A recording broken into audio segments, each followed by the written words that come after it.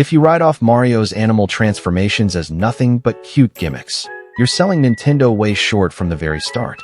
From the raccoon in 1988 to the elephant in 2023, Nintendo has turned Mario into all kinds of animals over the past 30-plus years.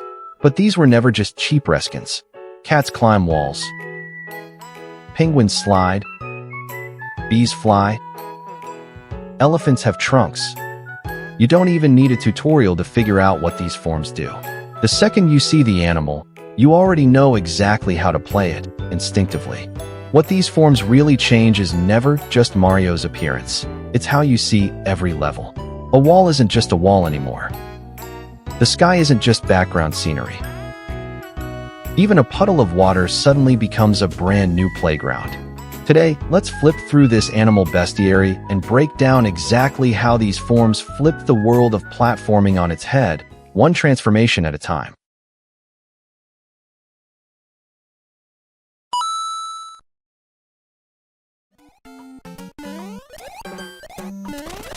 Back in 1988, Super Mario Bros. 3 hit shelves. For the very first time, Mario sprouted a pair of ears on his head and a tail on his back, making his debut as Raccoon Mario. Here's the fun part, though. At this point, Mario hadn't actually turned into an animal. He was still the same old plumber, just rocking a few extra accessories. But Nintendo made sure players figured out real quick that this tail wasn't just for show. You can whip it to mow down enemies. And even more broken, run long enough to fill up the P meter, and Mario can straight up take off using that tail. This completely shattered everything players thought they knew about level geometry. Before, when you saw a high platform, you'd think about how to jump up to it. When you saw a wall, you'd think about how to get around it. But with Raccoon Mario, you start questioning everything. Do I even need to stay on the ground here?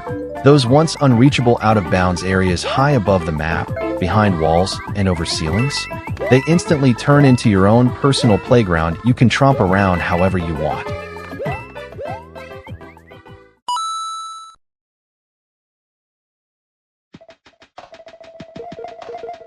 If the Super Leaf just gave Mario a set of ears and a tail, the Tanuki suit that came next is where Nintendo fully committed, turning Mario into a full-on animal, head to toe. Slip on the Tanuki suit, and Mario's wrapped up in a chonky, fuzzy Tanuki onesie, with a fluffy tail that feels like a natural part of his body. It keeps all the core goodness of raccoon form, tail swipes and flight, but Nintendo clearly decided that wasn't wild enough. They crammed one absolutely brutal secret weapon right into this power-up. Mario can turn into a stone Jizo statue whenever he wants. The first time players saw this happen, most of their brains probably short-circuited on the spot. Why is this regular plumber suddenly turning into a stone statue? If you look at Japanese folklore, though, this design makes total sense. The word tanuki refers to the Japanese raccoon dog, a staple of local legends. In folk tales, Shinto shrines, and Buddhist temples across Japan, these little creatures are deeply tied to shape-shifting, pranks, and imagery of Jizo Bosatsu, the bodhisattva who can take the form of stone statues. Nintendo wove this deeply rooted cultural reference straight into the game, turning the Tanuki suit from just a fun power-up into a rich cultural Easter egg. And this statue form is no joke, either. On flat ground, it puts Mario into temporary full invincibility, tanking every single fatal hit you throw at him. But the real genius of it kicks in when you're mid-air. When you're soaring through the air and hit the statue command out of nowhere, Mario plummets down like a solid iron cannonball. This move doesn't just instantly bail you out of a botched jump, it also crushes every enemy below you flat. And the wildest part? Even spiky enemies that regular stomps can't kill, this move puts them straight in their place. In other words, the Tanuki suit took a weird, almost goofy ability, turning into a statue, and turned it into an aggressive, high-pressure offensive tool. It didn't just mark Mario's evolution from guy with a tail to full-on Tanuki. It also turned a culturally rich design into a classic memory for generations of longtime fans.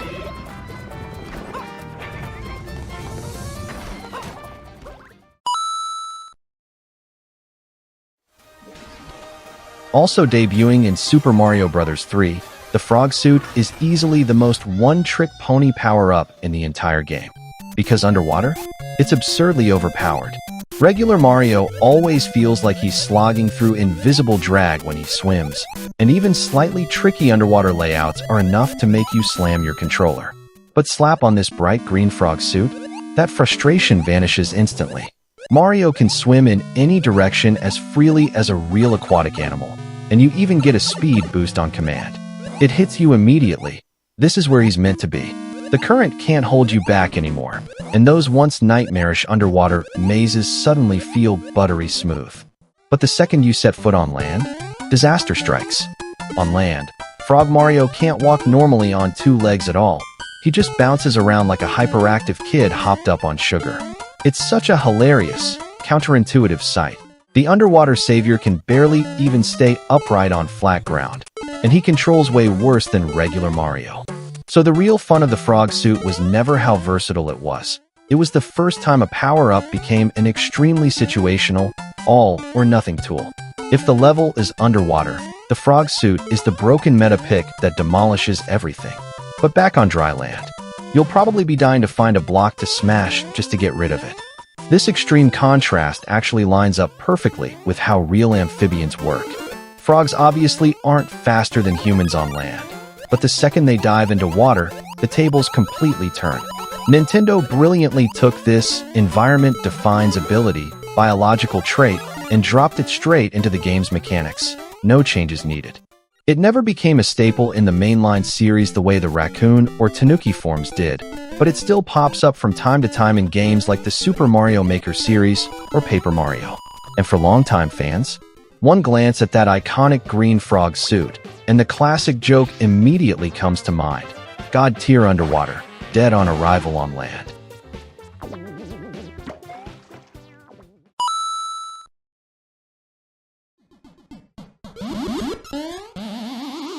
In 1992, Super Mario Land 2. 6 golden coins launched on the Game Boy. This time around, Nintendo served up a power-up so simple it's almost charmingly retro. Mario eats a carrot, instantly sprouts a pair of long bunny ears on his head, and Bunny Mario is born. Compared to Raccoon Form's charged-up flight, or the frog suit's hyper-specific underwater niche, Bunny Mario's mechanics are pure and elegant. No flashy attacks, no fancy tricks. Its entire kit revolves around jumping, or more specifically, giving you total control while you're in the air. In platformers, the most rage-inducing mistakes aren't the ones where you can't reach a platform. They're the ones where you overshoot it. The ledge is literally right there, inches away, but regular Mario's momentum is like a car with broken brakes. You just watch helplessly as you plummet into the pit. But Bunny Mario's long ears act like a built-in parachute. Hold the button mid-jump, and those big ears flap like crazy, letting Mario drift down slow and steady. This simple slow-your-fall fine-tuning ability is basically official air insurance for the tight, brutal, pixel-perfect platforming in Super Mario Land 2. You don't have to sweat over nailing every single pixel-perfect landing anymore. The bunny ears will fix your mistakes for you. Sadly, as a handheld exclusive legend, the bunny form never made a proper return to the mainline Mario series. A lot of younger fans who got into the franchise through home consoles don't even know Mario was ever a bunny. That's exactly why, these days, it's become such an obscure, nostalgia-packed deep cut for longtime fans.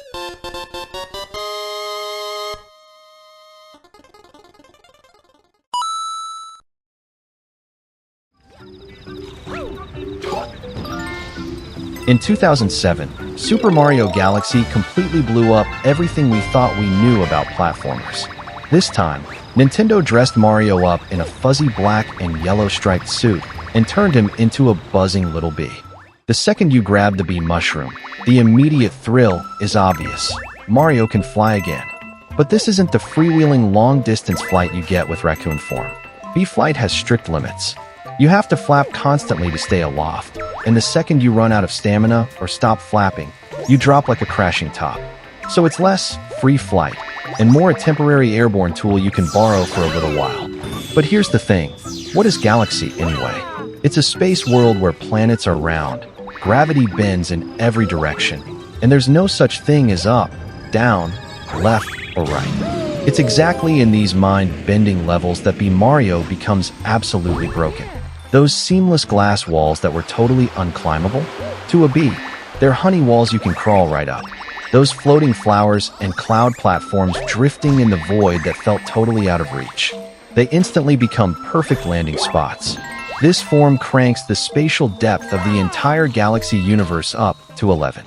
Of course, this fun comes with a catch. B Mario is super fragile. You can't use some standard moves like you can in regular form. You can't pick up Koopa shells and touch even a drop of water, and the transformation cancels instantly. This, water equals instant power down. Quirk means you have to keep an eye out for every puddle when you're zipping through levels. But do you know the coolest behind-the-scenes story about this form? It wasn't some grand top-down plan from management. It started as a random sticky note. During Galaxy's development, director Yoshiaki Koizumi told the team to throw out any ideas they had. One female staff member jotted down B Mario on a sticky note on a whim, and the idea made it straight into the final game. The original concept was even wilder, too. It wasn't meant to be a fun power-up at all. The idea was that Mario got cursed into being a bee, with limited movement, and you'd have to find a way to break the curse. The team tested it, thought it felt way too restrictive and frustrating, and swapped it to the power-up we know today at the last minute.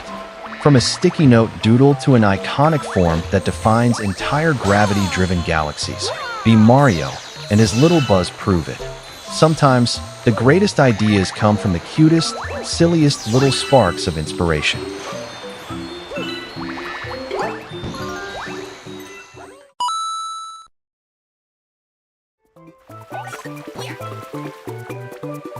In 2009, New Super Mario Bros. We dropped us into a frosty, snow-covered world, and naturally, it put Penguin Mario right in players' hands. When you first lay eyes on this chonky penguin suit, your first thought is probably that it's just another ice-themed reskin. Sure, you can swim around freely underwater, and you can throw ice balls just like the ice flower to freeze enemies solid. But what makes this penguin absolutely dominate every level it's in isn't the long-range ice magic. It's the core trick that hooked millions of players, sliding. Get a running start on a slope or ice. Hit the command, and Mario instantly flops onto his belly, turning into a chonky black bullet that zooms across the level in a flash. Fair warning, though, this fun isn't invincible. Penguin Mario can't slide forever on regular flat ground. Friction will stop him after just a few meters. But the second you hit ice or a slope, he instantly becomes the king of the mountain. Those annoying, slippery hazard terrains that used to make you lose your mind, they instantly become high-speed rails you can actively use to blaze through levels. That's the genius of Nintendo's animal power-up design. They never just conjure up a random, soulless sliding mechanic out of thin air. Instead, they look to nature. What animal is literally born to slide on ice? The answer, of course, is penguins. On top of that, the penguin suit is a total all-in-one package. You get the same buttery smooth underwater swimming as the frog suit. You can glide across ice like it's nothing, and you can throw ice balls to control crowds, too. People sometimes compare it to the ice flower, but that satisfying, snow-spraying, sliding feeling? It's a one-of-a-kind thrill no other form can replicate.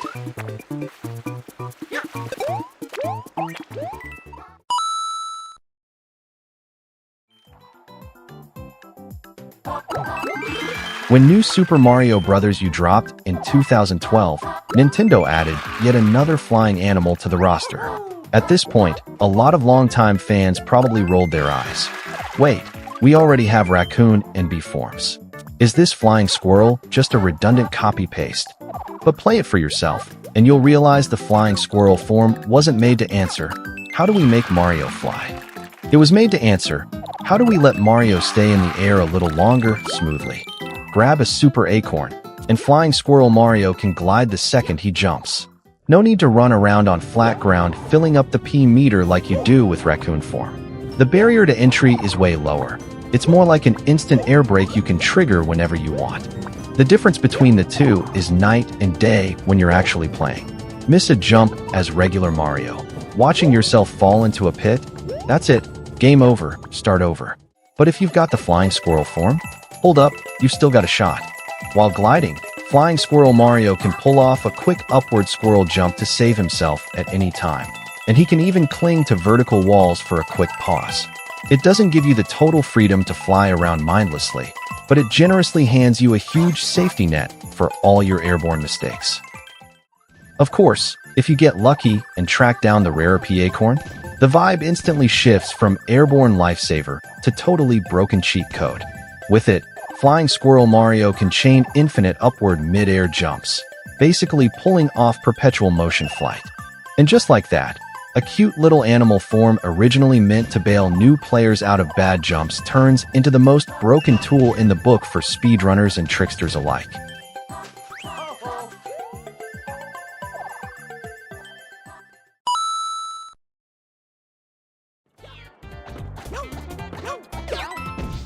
Super Mario 3D World launched in 2013. The second Cat Mario flashed his claws. Players around the world all had the same thought. Nintendo's not even holding back anymore. The second you grab a Super Bell, all the standard physics rules for Mario go out the window. Before, when you saw a tall wall, your first move was to hunt for a switch or a path around it. But as a cat, there's only one thought in your head. Wall?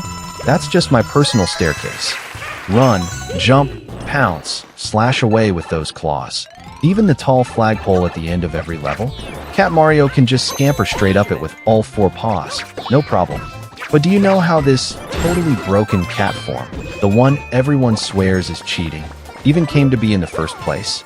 According to behind-the-scenes reveals from the dev team, a cat wasn't the original plan at all. Back then, they just wanted to add two core movement types to the 3D space, running on all fours and climbing walls.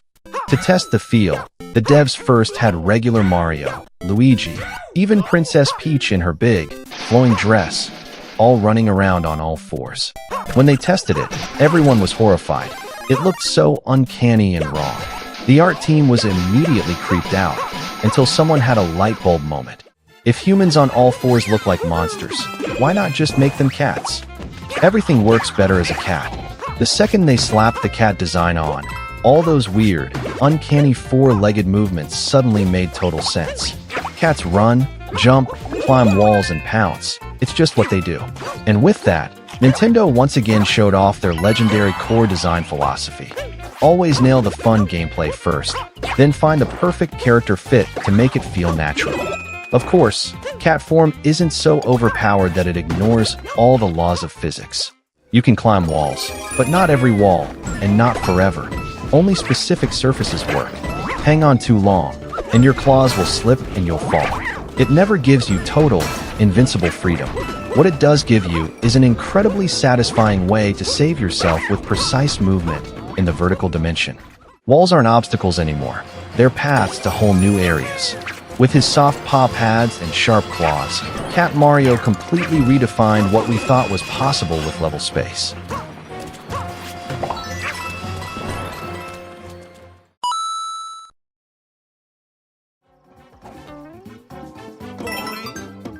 In 2023, when Super Mario Bros. Wonder dropped the Elephant Mario reveal trailer, players around the world all asked the exact same question at the exact same time.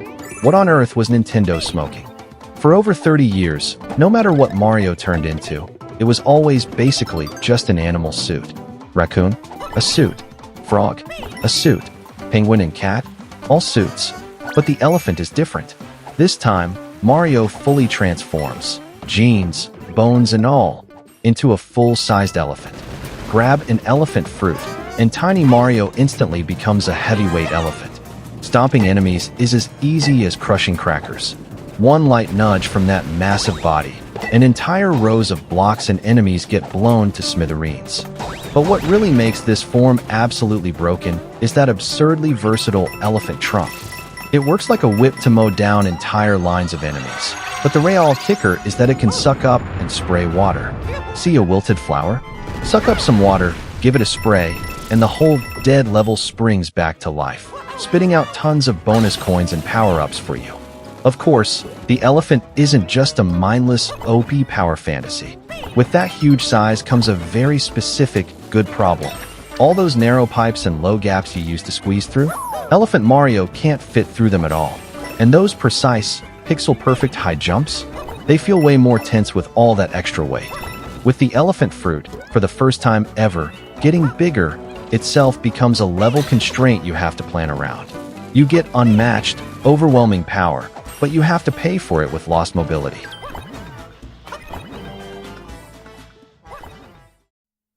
From the raccoon in 1988 to the elephant in 2023, Nintendo has turned Mario into all kinds of animals over 30-plus years. But what's never changed is their core design philosophy. Take an animal everyone knows and loves, then turn its most basic biological instincts into brand new superpowers that completely redefine how you play every level. After flipping through this wild bestiary of animal transformations, which one is your all-time favorite? Go to forum? Drop your answer in the comments below. And don't forget to like, subscribe, and share. I'll see you in the next one.